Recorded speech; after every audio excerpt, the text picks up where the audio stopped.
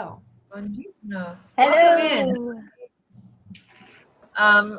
Quickly before we start, those of you out there watching, make sure that you participate in the conversation. We want to hear from you. So we are monitoring comments. And before you even do that, make sure you click that subscribe button. Right now, subscribe to our channel. Do it. And that's all for me.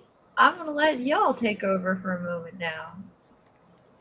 Hello, everybody. Is We're the button talking to subscribe about below or above? That'll be probably above.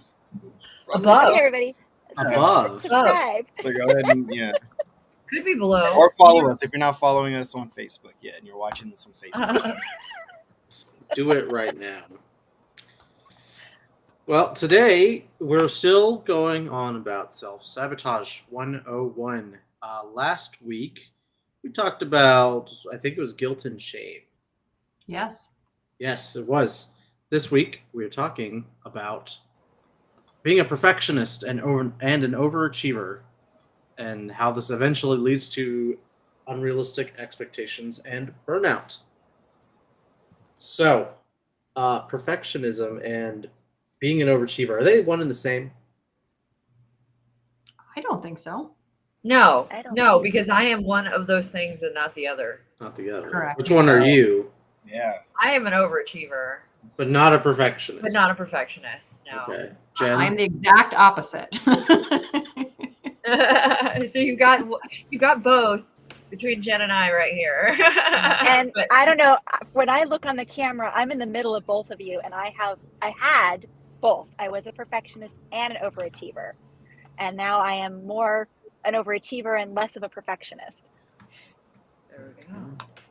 Yeah, Yeah. I'm trying to remember what did our PQ test say what I was? I can't even remember now. You were an overachiever. I'm a hyperachiever. Yeah. But I'm not. I don't think I'm a perfectionist. I think I'm like, it's fine, good Do you enough. have stickler on there? Do you have stickler on there at all? Stickler is the perfectionist, essentially. I might be a stickler too. Let's go back and see. What defines an overachiever before we even get I'm a low stickler. There you Low go. stickler. I know. I'm not a sticky guy. question for everybody. What defines an overachiever before you even get Let's to Also, hello, Natalie Gooden. Hello. Yes, everybody participate, ask questions and comments, and interact with us and talk to us. And if you don't know what we're talking about, right, it's PQ, Positive Intelligence. We Yeah, all we're do talking about different assessments with Shirzad Sharmin's Positive Intelligence program. So if you're looking for that, find the quiz and do it yourself. Yeah, it's But for it's coaches. very enlightening. It is We very can talk enlightening. about It is probably. very. I learned a lot. I picked up some great tools from that for sure. So. And I'm not driving, just so everybody knows I'm not driving. I'm not driving, I swear. And the car's not moving. It's a solid parked car. in the middle of the street. We are safe right now. So Jerome, you asked, like, what do we define? How do we define high how do you achiever or define overachiever? overachiever? You yourself, let's not read dictionary definitions. Just Come on. Okay, fine. No dictionary definition. Well, I just happen to have a dictionary in my glove box. Hold on a second. I don't know. Who wants to go first? I don't know. Well, I live it.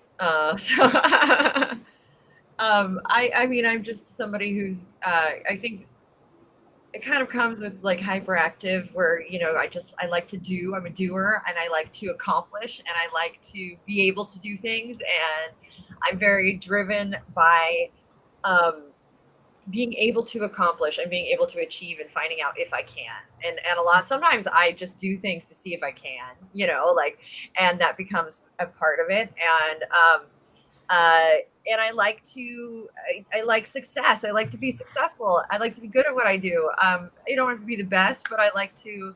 I mean, mind you, here's all my other tools. I've come to accept that I'm not the best at everything. There are some things I'm not good at, but my hyperachiever, when I go in, I want to go in and I want to do it, and I want to do it well, and A+ student. And I think that's a very much just sort of part of who I am, and there's a very subjective definition of hyperachiever, but that is to some degree, I guess, my definition of hyperachiever.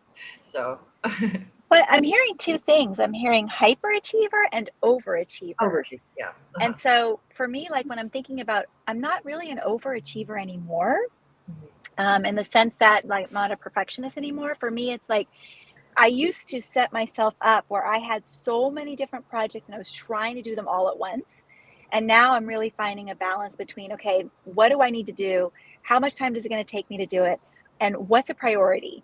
And so I feel like I've created more balance in that part of me. When I think of overachieving, I feel like I'm taxing myself. I'm Yeah. depleting myself. When I think of Yeah. hyperachieving, I feel like, I don't know, maybe they're the same thing, but I feel like part of it is hyperachieving is like I'm reaching for things that I can't do, and then beating myself up because I don't end up doing them, or I don't know how to. But overachieving, I feel like those are tasks that I know I can do, but maybe I have too many of them on my plate. I don't know. Maybe I'm making something different out of these two expressions. No, I like that distinction. Subjective, yeah. Yeah. I think that too. That I mean, I think you're starting to touch on when that perfectionist piece comes into a bit, which is that not feeling like you're being successful at it, not feeling that those pieces that start to come in, and they do. I mean, there is a distinction, and I mean, I know what the distinction is for myself because I'm not so much a perfectionist, but it creeps in certain ways, right? It's not like a perfectionist, but it's like a do it rightness, which isn't, but it's this part of me that goes, okay, I want to be successful. In order to be successful, certain things have to happen, and have to happen in certain ways sometimes. But it's like there's this system that goes on in me where I'm managing. Okay, it doesn't have to happen the way I do it. It can happen in other ways. We can encourage creativity. We can encourage collaboration. It's okay if things don't happen on my schedule or the way I necessarily need them to do. I think the big part of this, though, and being totally okay with all of these things now, comes with being like not letting go of these perfectionism and hyper, achiever things, and being able to like find my calm and my peace and wanting help and wanting to not do it all myself and as you incorporate that help and asking for it, you got to let go of all of that, right? Otherwise you're a micromanager and crazy. So I think finding my peace now is more important than the perfectionism hyperachiever side of me. And I think that I mean that's growth, I guess. I think I've seen this process slowly take place over the course of being with CLCI. From when we first met Brooke and we were working together with CLCI to now, yes. Truth. It's definitely been Anthony and Jerome can both attest to it. Absolutely. Evolution. Yeah. I will not attest to anything. having 2-3 businesses, producing film, like there was a period where I was like my life working around the clock, and I don't want that anymore. So something you said actually kind of, and I don't know, this is a coaching channel, but something related this like made me think about in our sessions, like having that mindset around achievement. And I know the classes we teach, everyone thinks that they're supposed to start out thinking like you're supposed to have a goal session, right? You're supposed to have an action plan by the end of the session, and that's not always the case. And so as my overachiever or perfectionist wanting to be the best coach and wanting to do it right, I've had to not attach to that outcome and kind of step back and kind of, it's not my session to be the overachiever in, it's not my session to be the perfectionist in, right? And so I don't know if we're ready to tie this together with coaching, but that's what came to me. 100%. So yeah, that's such a good point, Misha, especially in the coaching space. With a new coach, there's that idea of like, am I doing it right? Am I hitting all my marks? And right. Sometimes am I doing it good enough, right? It's a good enough practice that ends up creating the most magic in that coaching session, rather than staying attached to, okay, I better hit all these marks. I better make it happen exactly how it's supposed to look, the right way. I mean, what else do we hear? We hear all the time, I want to ask the right question. Yes. I just want to know how to ask the right question. Did I ask the right question? Yeah. And it's this whole black and white thinking. And that right there is that that is a perfectionist mentality, right? Black and white thinking is a perfectionist mentality. There's one way to do things, not another way. And so right there, that's a big indication. Let go of the concept of right question. It's what's important is you asked the question. What's important that you were curious. What's important is that you were listening and you were talking. It's not about the right or wrong question. That's another one we get. I don't want to ask the wrong question. Yeah. Like throw that out. I mean, the wrong question moves the conversation forward in a beautiful way. So I don't know. Can we even say there's wrong questions in coaching? Is that possible? Yeah, I'd say so. I know. Yeah, don't challenge. I can think of a lot of wrong questions to ask, but focusing on like, as long as they're not obviously like wrong questions, they're obscene or just weird. Focusing on like what's the right or wrong question is a way to just like kind of be stuck in a cycle, because I'm sure even up to the MCC level, looking back on coaching sessions, you could be like, oh, I maybe could have asked this in this situation instead, or could have asked this or that, but you're starting to inject your own desires into the coaching session with how you would have liked it to go, rather than, well, what did the client want to talk about? How did they want the session to go? And speaking in this, I think one of the things we sort of touched on is this overachiever, but what we haven't really talked about is the perfectionist. Like we've defined what that overachiever is. We all know it. It's a workaholic. It's all these things, right, that go into it. Somebody who is driven by achievement and success, which I mean, we all are to some degree. Don't I mean, unless there are people who chase failure, but we'll talk about that later next week, I think. So before we go to that, let's talk about what perfectionism means. What do we mean by perfectionism? Hello, Sue Bulls. Perfectionism is if you're not first, you're last, Ricky Bobby. It's that kind of mindset where, like, if it's not the best, if it's not perfect, it's worthless. It's trash. It's not worth, consideration. It might as well be the worst if you didn't get the best. Well, it's interesting. I have clients that, because of their perfectionism, they don't even get started. Yes, because they don't think it's going to be good enough. Yeah. Right. I mean, it's like I don't do it. I don't do it. Well, okay, you said you want to do this, and you're not doing it. Well, because I don't think it's going to be good enough. Yeah. And so then they don't even start. I have known people that worked on a website for. I mean, I was kind of did it for a long time for my own website, where I just got lost in the sauce with like, just, it's got to be perfect. It's got to be perfect. It's got to be perfect. It's not. No, it doesn't. But that is built in. And then you're stalled, right? What you're describing, I think, is like even worse, Brooke. Like they're not starting at all. Like, I'm not going to bother doing it. But there's also, I'm going to do everything up until the point where I am like ready to launch, and then I don't do it. And you wasted all that effort and time and resources, and you just don't. This is a creative problem. Like for creatives, I mean, it can be, as a painter, right? I would paint and I would sit, and I had to teach myself that good enough has to be good enough. Like, because otherwise I could spend the rest of my life working on this painting, working on this drawing, working on this artistic thing, and getting every minute detail. But at some point, it starts to get worse. At some point, you're messing it up, right? It's not, you're not helping it, you're hurting it. And at some point, you have to just go, hey, it's good enough, walk away from it. And it's something. Same thing with copywriting or just writing in general. Yeah, it's a creative process. I think perfectionism is a side effect of creativity, because we get so wrapped up in this. We want this to be perfect. We want to express this and express it in such a way people love it. And it becomes a mind game for us. And you have to, at some point, be willing to like tap the brakes and step away.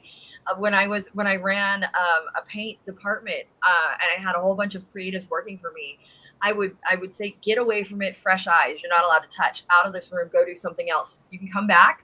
You can come back tomorrow. You can come back in 2 days, and we'll look at it then. But you're not allowed to touch us anymore. And I had to do that so many times with painters and just get them used to that. Because you get so like, we would paint at this level. Nobody's looking at anything this close. Like, what are we doing? Back up. Like, and it's a serious side effect of creativity, I think. Brooke, I think you said maybe we'll. Oh yeah, go on, Jen. you said something in there about if it's perfect, I want it to be perfect, because then people will love it. And I think that was an interesting connection there, is like the idea that if we do something perfect, it guarantees love, acceptance, no judgment, all the stuff that we Oh, look want. at that baggage. Look at all that baggage that just came out. Wow.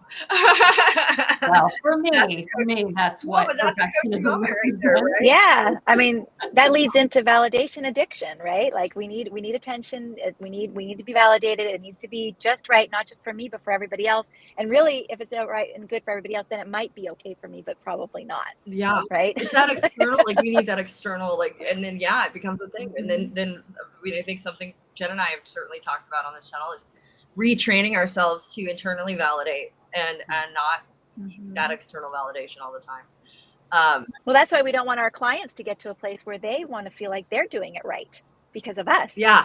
Right? Because they're going to be perfectionistic and they're going to be hyperachievers. So if we're putting in this aura of like, you do coaching a certain way, you do clienting a certain way, then they're not going to feel that's when they might leave. Right? And what did Sue say? Yeah, she was a perfectionist for decades, and I've since is a mask for insecurity.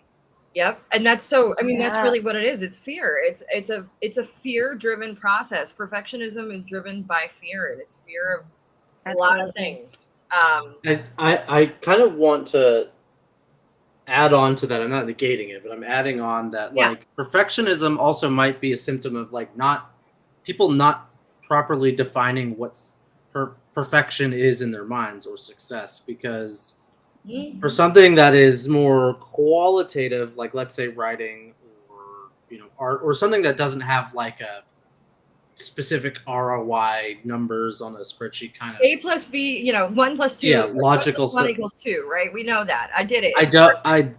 I don't think people actually go through the effort of like defining what is perfection or what is the measure of success in their goals, which is why when you're coaching somebody, setting the session contract, exploring the goals and figuring out like what exactly is the measure of success, or we're going to call it a day, you achieved your goals, that might help just alleviate a lot of the perfectionism stuff already. Because when people are unclear on what their success is and what perfection looks like, they're going to keep on moving the goalposts.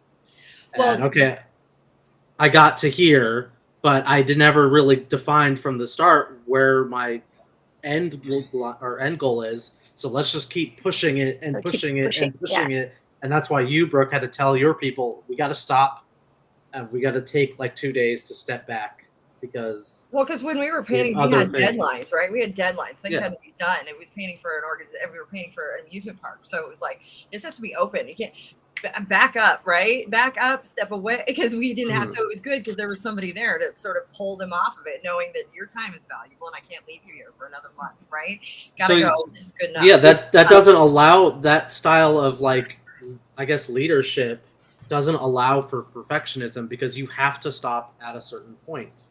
Well, let's think about it. Life really doesn't allow for perfectionism, right? If we're gonna put things out and we're gonna get to that point, and you're right when you say defining what success is success launching the website?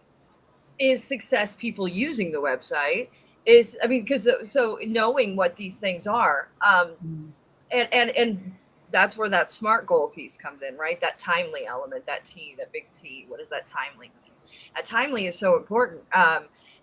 Why? Because it makes us throw perfectionism out the door. We're not allowed to. At some point, we have to make it. It has to be good enough. Whereas if we have that T goes away, we have this big void of, not even void, but this big wide world where we can just let it go on and on and on and on and lose time and not keep track. And I think that's sort of what brings people to a coaching space sometimes, is that they have allowed it to go on and on, or they've allowed these things to happen and they're realizing, okay, I need accountability. I need to. Kyle, come in. Those next. Kyle. I'm just completely agreeing with everything. I mean, Well, then you got, that's good. You got to Yeah, tell us. good. I agree with all of you. You guys are perfect. Give us more validation. Just kidding. Feed that validation addiction we've got. Yes. I mean, I'm also What wondering, about like, you though, Kyle? doesn't Yeah. perfectionism sometimes for me on like copywriting, Anthony mentioned, there's also a fear of putting it out there and it getting slammed, or of grammar mistakes, or this doesn't look right to the eye or appeal, and it just kind of gets slammed. So you want to be perfect and going back. Well, and making edits we and know things. that our textbooks always have grammar mistakes, and we get slammed for That's it all the the funny time. thing. You would think that there's like one way to do grammar, right? But there's not, right? Right. Some people use Oxford commas, some people don't. Well, also, People look at it and go perfect, and then another person will go no because they I'm gonna. structure of grammar. Yeah, This might not be helpful I learned the with hard like with perfectionism in general, but at least for writing, like you can offset the perfectionism onto someone else, which is your editor. Say, hey, right. you deal with the mental stress of being a perfectionist. I'm just the writer. And isn't that kind of freeing though? Like I love. I think that is helpful. Yeah, I love that idea of being able to just like free flow and get it all out there, and then hand it to somebody and go, okay, make this work. As long as they do. As long as they do, right? Yeah. That's true. And you have an editor. Yeah. Right. That's also true. And you have the money to get an editor. I will tell Well, you, there's I'm grateful. Anthony, Jerome, these folks, I mean, these two gentlemen in my marketing company were hired for their assistance, for their capabilities, and so that I could do that and then hand things over to them and be like, okay, make it work. And I appreciate them and will forever appreciate them for that. So, well, there's also been times where it's like, because there's the rules of grammar, like those need to be perfect if you're going to have a grammatically correct sentence. But I've been in situations where I've worked with people where we're just going in circles about how a sentence should be worded, and 5 out of the 10 suggestions are usable, but everybody's got their own opinion. So at that point, you got to figure out, like, we're arguing about something that's subjective. Let's just make a decision and go forward. And it's 99% of the time never going to matter. Well, I'm going to push back a minute because I don't think it does have to be perfect. And I'm not going to say what I said in a class recently because it upset somebody, but perfectionism is a societal thing. And it's been reinforced for many, many hundreds of years. And honestly, you can put a disclaimer. I receive a lot of emails that say, by the way, if there are typos, please excuse my imperfection. And I think that that's really something that we need to kind of look at. Like, I think, yes, society says it has to look good, it has to be good, it has to be spelled correctly, and we teach that in our class. And at the same time, I think there's a time in this world right now where we have to embrace our imperfection, and we have to give other people permission to be to do things imperfectly, because I do feel that there's research, there's studies that perfection is a trait of a certain kind of society, and I don't nurture that or condone that kind of We're society. human, So. right? It's like an inhuman expectation. Like it's asking us to be robots, and we're just not robots. And even ChatGPT messes up. Okay. Don't you talk bad about ChatGPT. It's perfect. Oh, I just read an article about that today. Yeah, let's not go there. They're calling it the plagiarism app now. Oh well, yeah. So, Yeah. We'll see. We'll see how that court case shakes out too. So that'll be. Beyond that, though, circling this back into that space of coaching, right? How might we identify overachiever self-sabotage and perfectionism self-sabotage in our clients? So at what point does it become like it interferes with their goals? Well, the first one is, like Misha said, they won't get started. So that, I think, comes into play pretty quickly, where they're at with what they're wanting to achieve, and they're not wanting to start, or they're having, all these reasons of why it's hard for them to start. I mean, I think it shows itself pretty quickly sometimes. What do you guys think? Like signs of I burnout. agree. No, I would signs say I of think it can perfectionism. sometimes- I don't know about burnout. I don't know about Does burnout. perfectionism lead to burnout? Oh yeah. Yeah. And as a coach, should you be trying to spot that and saying they are coming in burnt out, they're afraid to start on their project, they might be depressed, aren't sleeping, and that could be maybe a sign that they're constantly trying to be an overachiever in their work. I do think, Jen, it can be pointed out pretty quickly, but also I think there's moments where it can develop over time where maybe they start on a goal, and then as soon as they get to a space where you think they might be ready to complete that goal, they switch to something else. And then they do that over time, over and over again. And that, I think, it's a long-term type deal where you can point it out. Where did Misha go? I'm sure she'll be back. Okay. Any other ways? I have some locked and loaded, but I'm waiting for you guys. Unmet goals are like failed goals, or like they take that very hard. It's like a personal, insult on them and their character, and they what did we talk about like a few lives ago, or maybe the last live, where it's like, I'm a bad person. Mm-hmm. Versus shame. Yes, feelings of shame. Feelings of shame with unmet goals or failed goals. A sign of perfection. I think it's What else? I mean, we've talked a little bit. We said black and white thinking, right? That's identifying those. I never do this right. I always do this right. I things like that. Those black and white thinking words that pop forward. I also think with perfectionism comes this really high feeling of self-criticism, right? Like being really hard on themselves for not doing things right, or things not being ready, or things, you know what I mean? I think that they're not very compassionate. I think both the overachiever and the perfectionist is not very good at being empathetic and compassionate to themselves. Yeah. They may be able to do it with other people. I think as especially if you're an overachiever, because you have to learn how to manage people and humans. And so you get very good at being compassionate with others, because you know that that's what you need for things to get accomplished, and and that we have to be there, and all these things go through our head, which I start to sound like a sociopath when I say those things. But as an overachiever and somebody who's managed people, you start to learn, okay, these are important things to do. But what happens is you don't extend the same level of understanding and compassion for yourself. Mm-hmm. I think both the hyperachiever and the perfectionist have trouble being compassionate and empathetic for themselves. The perfectionist also could be hard on other people. They could have high expectations of other people. Yes. I demand perfection from other people, and that can easily degrade personal relationships. That's where I abandon the perfectionist thing altogether. When I go, no, totally not a perfectionist there, because that's like, I know I'm excited for other people, and then what they have going on.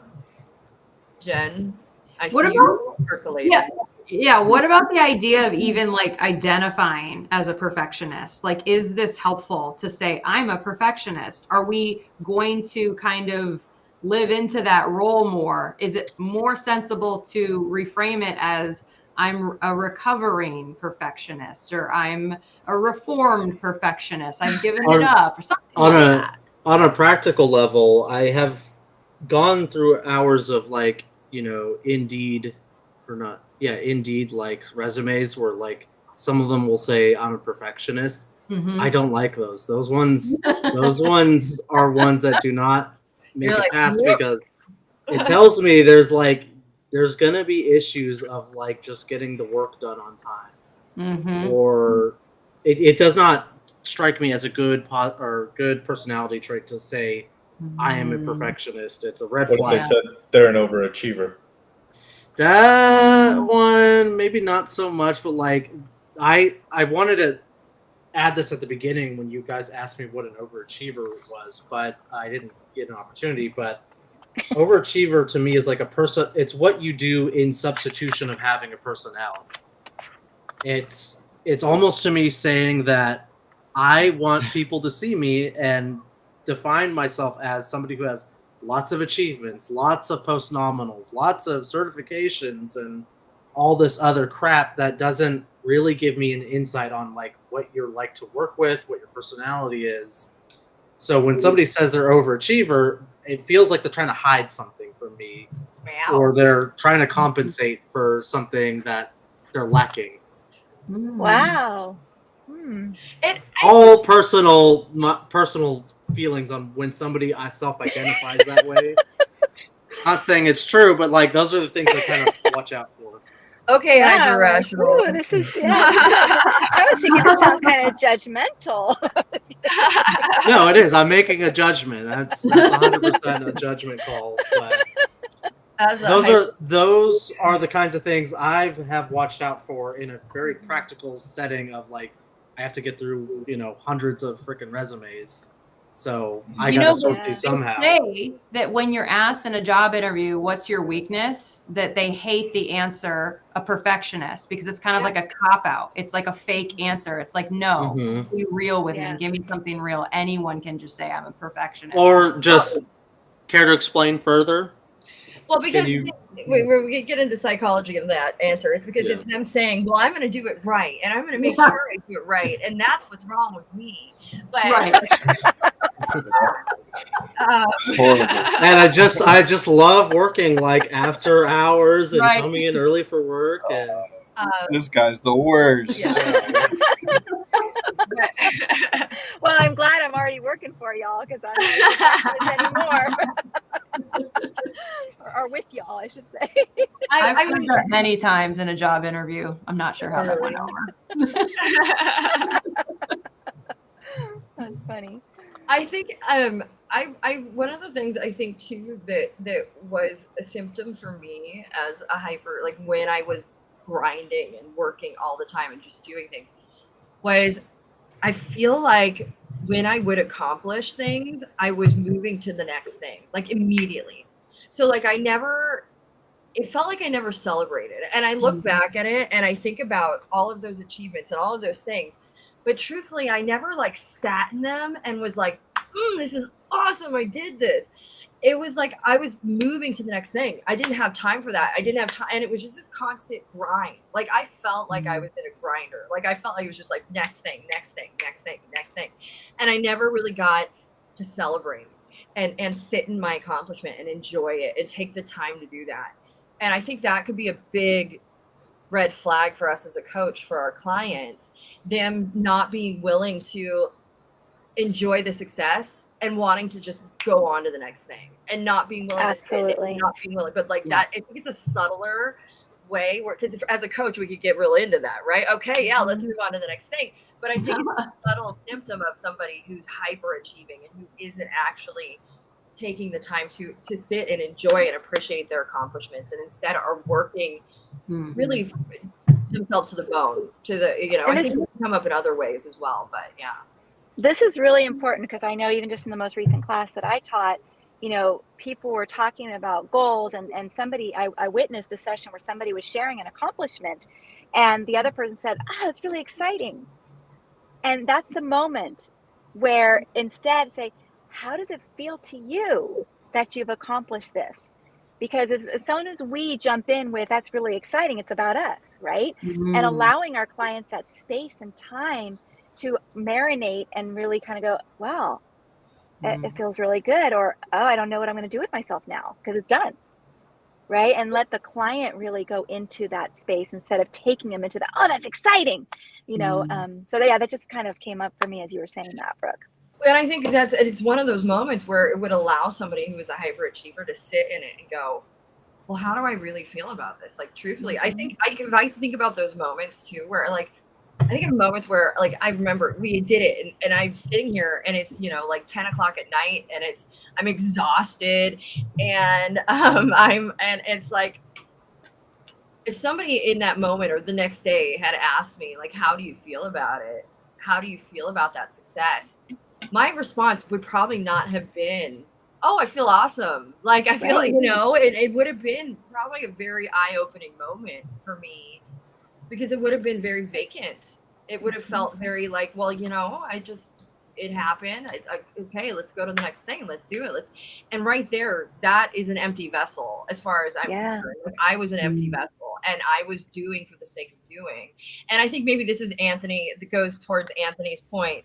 I don't know that it's lacking, that I lacked a personality, but I was definitely an empty vessel, right? I was somebody who's working for all of this exterior validation, all of these things. And what I'm not doing is filling my own cup and doing the things that I need and the things that I love. And I'm really good at achieving things, but I'm not. I think the best way I can say it is I was an empty vessel, for truthfully. That's exactly what I was saying. Yeah. I still had a personality. So Anthony, you can be quiet now. Don't add anything. I just was not at all taking care of myself, right? Self-care was not what I was doing at that time. Another indicator right there. We're kind of going to be veering into the realm of the therapy or psychology, but I'm kind of speculating, why do people become overachievers and perfectionists? What causes them to be that way, other than, being just born that way? You really want to get into I can tell you exactly why, but it's go ahead. Scary road. Okay, make it a short and less scary road. We can go all the way back to childhood, right? I had a parent that I was chasing for validation. Like, all I wanted was for that parent to validate my accomplishment, to see me, to show up to my things, to tell me I did a good job. And I was constantly seeking that approval and success. And the only way that I could even get a glimmer of it was if I achieved something, right? If I got A's, if I got those things, I would get a little bit of that feedback. But truthfully, she was the same person, right? She's an overachiever. She's off. She was making her business run. She was building $1 million business. And here I am, a kid, just wanting my mom, right? And that the only way that I could get any kind of feedback or goodbye. Oops. So she'll be back. No, there she is. There she is. But yeah, the only way I could was by mini achievements, those little things, those little successes. And even still, most of the time I didn't even get that.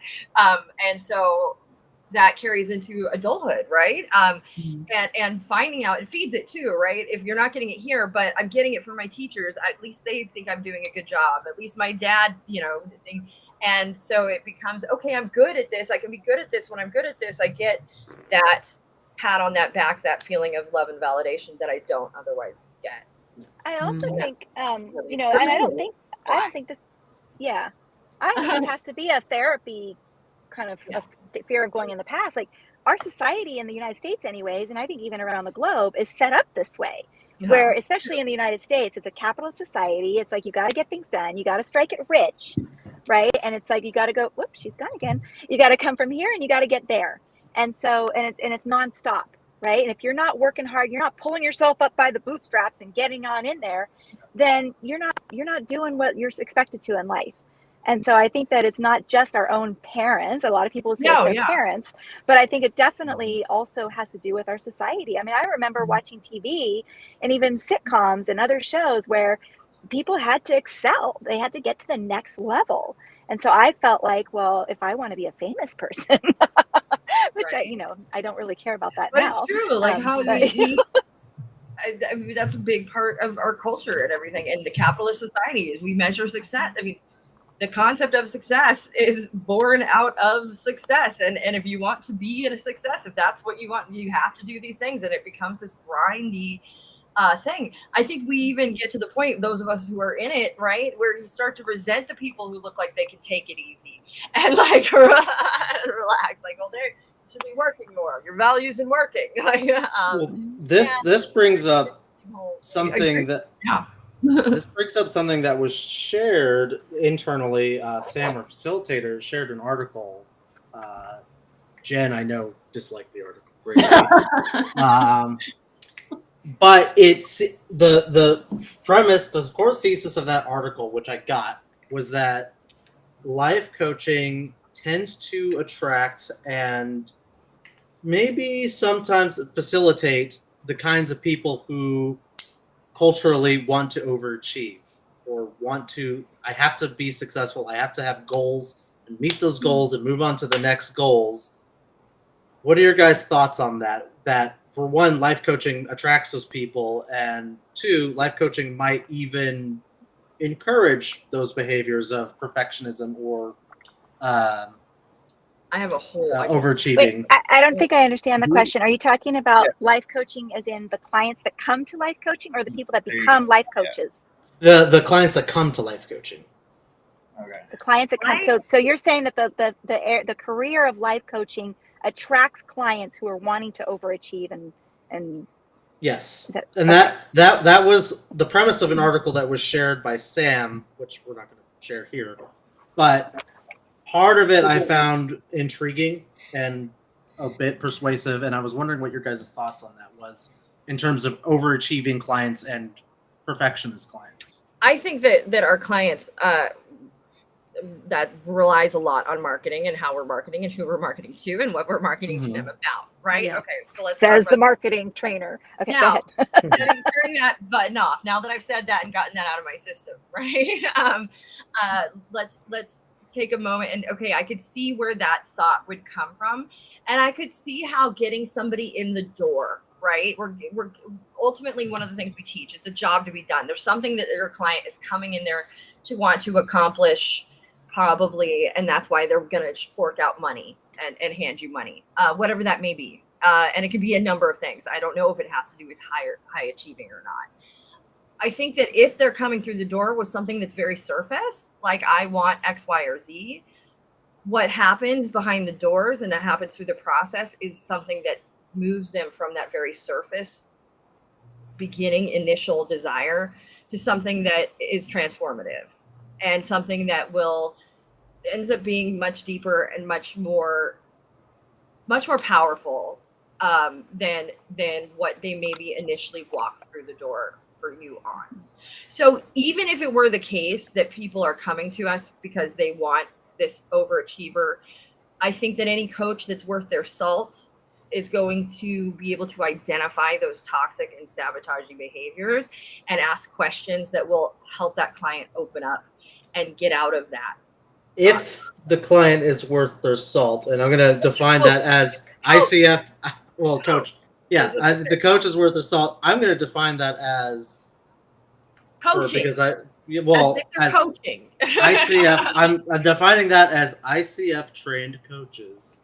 The coaches who may be less than worth their salt is all the other coaches. ICF trained coaches who are using their training. Yes.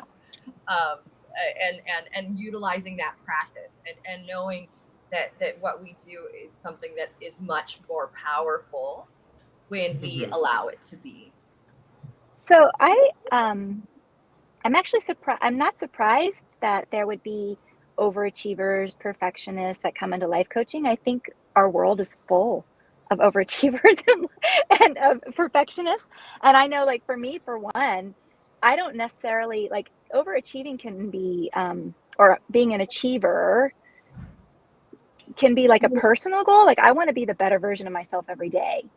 I want to show up as a more compassionate, loving, caring, kind human every day. And the more I can do that, the happier I am. And sometimes I need a coach or a mentor to help me see what that is. But I think that every single profession, whether it's therapy, whether it's consultants, whether it's mentors, whether it's coaching, whether it's, medical, whether it's education, I think every single person is coming in because they want something different. And most of the time it's because they want to move from where they are to where they're not. And so I don't know that can be labeled as overachieving or perfectionism all the time. It's just that somebody's not happy where they are and they want to be somewhere else. I also think that person is whoever wrote that article is looking at things with a very narrow point of view and making some big assumptions like, oh, it's only goal-based. It's only, well, we do have goals and goals are a part of it. Yeah, but there's a lot more to it than that. And part of that reason that we have maybe a session goal or we have those things is so that we stay on track and we're not meandering and wandering, and we ensure that we're being successful, and we're not only not doing harm, but we are creating good, right? I'm not sure how ICF words it, but that they don't leave it at don't do harm. They take it to the next level, which is to make better, to improve. And I think that that's built in. And I think that the little structures that we have in place as a coach exist so that we can not just not do harm, but also ensure we are improving our clients' lives, or assisting them in improving their own lives. There we go. Misha, I had a coachable moment when I heard you talk. Just I made something popped into my head when you shared that you want to spend every day being a better person, and by that being a more empathetic and more. Do you extend that empathy and willingness to be compassionate and empathetic to yourself when you're not able to be a better person that day? Yeah. Yes, okay, but what I mean by being a better version of myself is for me, and then for others. Like I'm first. Okay, I used to not be first. Yeah, no, thank you for that coachable reminder. But yes, no, that's what I meant to add in, is that I want to be a better version of myself for me. And then that will, get out into the world. That'll right. What's the word, emanate, right? And so, but I think that that's what we're helping our clients is to do this for themselves first. And then, we can achieve A, B, C, D, or Z, whatever. But I think it's about the work. So the people that come into us in coaching, well, I don't know. I guess I can only speak for myself. I can't say that all my clients that have come to me have been coming to me as perfectionists and overachievers. My clients that have come to me because, like we say in the classes that we teach on the ICF platform or model, they are here and they want to be here. And if you're looking at me the other way, they are here and they want to be here. I don't know that the mirrors of this video, and so I think that it's not always about, I want to be here and I can't get there because I'm not good enough, or I want to be here, I want to go here and I don't think I can because I'm not good at achieving. It's not always the case. It's about there's a block inside and I don't know what I'm afraid of. I don't know what is getting in my way, or I've had previous experiences where I haven't been able to get there and it's really important to me. So I guess I don't see it always as overachieving or as perfectionism that's guiding them. And I didn't read the article, so I'll just say that I did not read the article. I'll go back and read it another time. Save yourself some time. Yeah. Okay. And truthfully, I think that one of the things we're doing is when we say, this person is a perfectionist, this person is an overachiever, I'm an overachiever, I'm a perfectionist. That's not all I am, right? That's not all anybody is. That's not parts of us. The full definition of anybody. It's a trait. It's a moment. It can be a moment in time. It can be a piece of what's going on in their life. It can be it can be just how they are in a single situation in a single moment. Absolutely. And it doesn't mean that it's there all the time in every situation and so it's one of those things where we're painting with broad brushstrokes, but at the same time that what we don't want to discount is the whole human being, which our whole human being is all things and all things at different times. So not forgetting that it might be a small symptom in a particular situation. That does not mean that this client is always an overachiever. That is only thing that they are. It might just be a trait or a piece in a certain moment. So. Well, and I'm glad you said that, because in a lot of interviews, when people ask the question, what is a weakness? I don't like that question, because I think that every single characteristic that we have it's been a survival trait, or it's given us some kind of superpower, right? And so when I see a lot of interviews changing to, what is one area in which you would like to grow? Mm-hmm. That's a much better question, because it opens up that it's not a weakness. None of these traits are weaknesses necessarily, unless I won't say that word. Unless you're not a nice person. Right there, by asking that question. Write that down for our interviews. We're letting our negative brain biase take over right there. Right, absolutely. Yeah. And it's kind of, it's like a loaded question. As a life coach, we would never, like right there, what are your weaknesses? Like, well, let's not say that to our clients, right? Because we've just painted, we've just inferred they are weak. I agree. I think we need to scrub that question from the interview list. You know what I just realized? I think we've gone through this whole episode and I still don't know what Kyle or Jerome think they are more of a hyperachiever or perfectionist. How did this happen? Both. I'm neither. I'm both. I would say, go ahead, Kyle. Okay, I would say I'm neither. I can overachieve. Whoa, Mr. Humble here is neither. I don't think.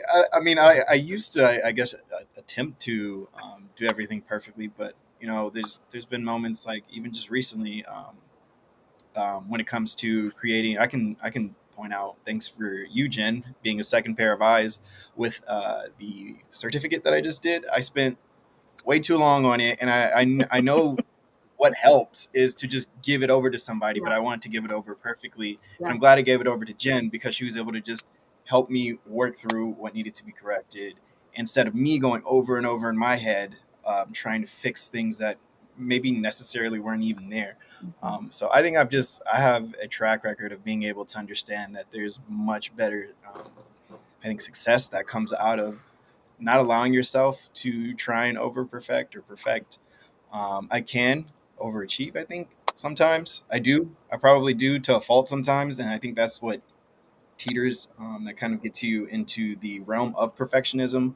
I think the way I understand overachieving and perfectionism is overachieving to a fault. I don't think overachieving is necessarily always a horrible thing. I try to overachieve when it comes to my relationships. It can get to a fault where maybe I'm putting too much energy in there. In particular relationships, I'm burning out. Ladies, but Jerome is too good of a boyfriend. I think he meant all relationships. Oh, so yes, I definitely mean all relationships. Yeah, family, friends. There's not just one kind of relationship. Yeah, a romantic relationship, that's been a while. So I don't even know Oh, Jerome is single, everybody. That's why I'm saying, ladies, he's too good of a boyfriend. Call CLTI and we'll patch you through to him. Kyle, what about you? Overachiever or perfectionist? He said both, but explain. Yeah, I feel kind of I like what Jerome was saying. Like, there's times where you can be a perfectionist and a time where you can be an overachiever, and there are plenty of times I find myself doing both, and I need to recognize when it's time to take a step back, take 2 days away, like Brooke said at the beginning from a painting, take time away and say, yeah, I was staring at this report for 2 days straight, going off and going for a walk and doing some other projects. I came back with a new idea. But I definitely do both, where I'm trying to be perfect. I'm worried, as I mentioned, I might have a fear of my grammar's messed up, or I'm not making the right storytelling. It's not making sense. The reader has no idea where they're going. That's just all everywhere. And thankfully, there's times where people, like Jerome was saying, you can turn it over, or Anthony said it too, turn it to editorial, which is nice, but I forget, and I don't want to just give bad work. So I even use it as a motivator. Being a perfectionist, being someone that's an overachiever, I use it to motivate me at times to get the work done rather than not doing anything at the same time. So I definitely do go on both. I see a puppy tail. Yeah. She was excited to hear me talk. I think that we're moving into final thoughts land. One of the things that's coming forward as everybody's sharing is it's a resonating theme throughout this entire self-sabotage that what we've been doing is don't do it alone. Like self-sabotage happening alone. That sounds weird. In, right?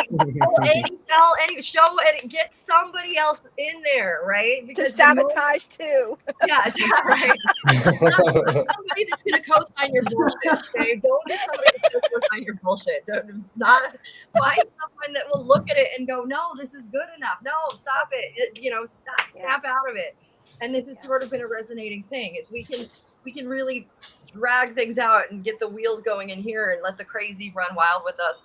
But it's sometimes as simple as just, hey, talking to somebody about what's going on can really just reframe the whole thing and get you out of your your self-sabotages, whatever they might be.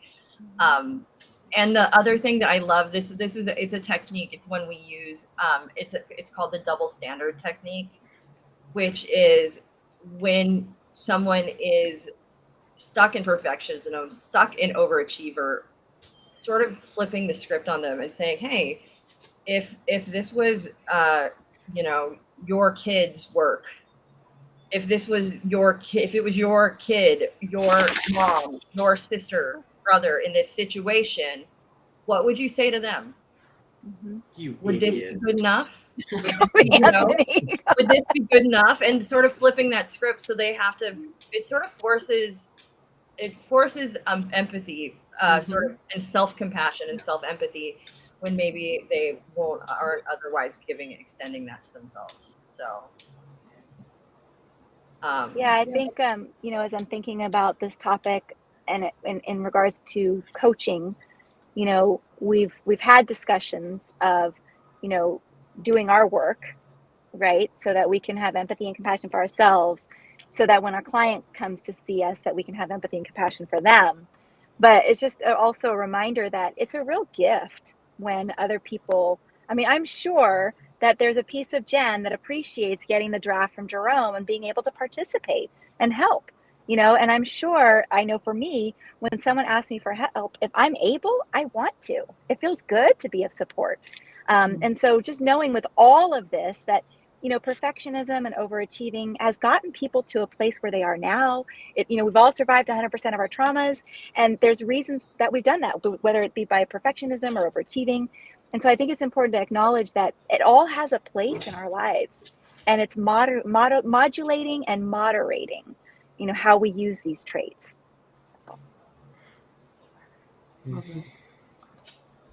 Final thoughts, everyone else? We're about at that time. Jen, final thoughts. I don't really know. Okay. All right, Brooke, final thoughts. She just gave them. I'm done. I did my final thought. Yeah, Jerome, final thoughts. We're tagged. Okay, actually, so I spent time making these graphics, so let's squeeze them in right here at the end. So we pretty much covered all of these, but just for anyone looking for concise help when it comes to overcoming perfectionism, I just put down a few different graphics here where, again, we kind of briefly went over, I think, each of these. So we'll leave you guys with these 3 different things that you can potentially help yourself when it comes to overcoming perfectionism. Where are they? Find something other than the perfect result to drive you.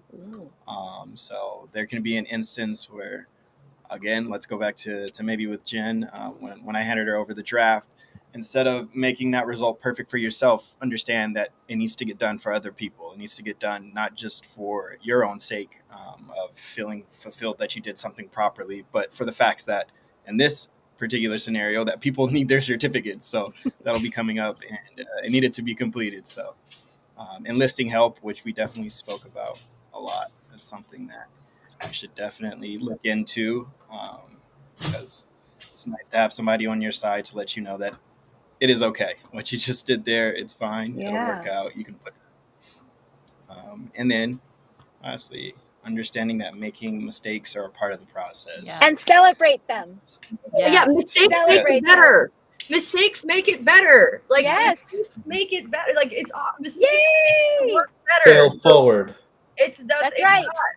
All you've done is Kyle. found a way to make it better. That's awesome. So. Yes. Mistakes are a natural part of our existence, and we have to celebrate them and accept that they're going to move us forward.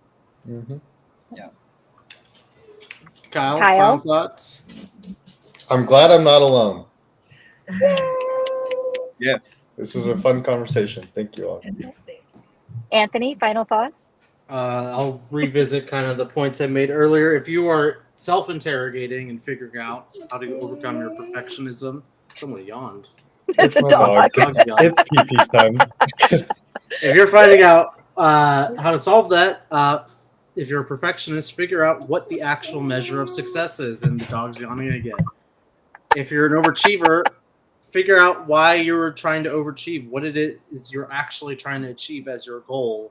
And once you put up these sort of boundaries, you might be able to, start working on maybe overachieving and perfectionism. And that'll be it. Next week we're talking. Brooke, you had something? By the way, my concern was that you were going to say that if you're an overachiever, you are lacking a personality. That's more of like a personal opinion, not like a takeaway. Wait, but yeah, next. hold on. I have a perfectionist moment. Yes, you caught it. Yeah, I don't know how that happened. Sorry. It's fixed. Look at that. There was 2 eyes certified. Yeah, everybody going to the wrong site. There we go.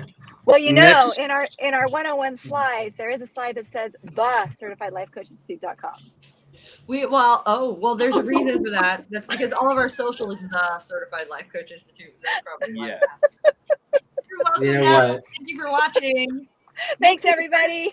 Tune in next week for our next week. We are doing, what is our topic? Beyond the pleasure principle, why you want to fail. Why you want to fail. So yes, basically Yes. we're talking about what motivates being motivated by pleasure or failure, a little bit some hedonistic principles in there. So that'll be a fun discussion. It's our final week of self-sabotage next week. So even though there's so much more we could do, we're going to have to revisit at some point. Yeah. So. Yeah. Maybe we should just try to fail on purpose. Okay. Bye, everybody.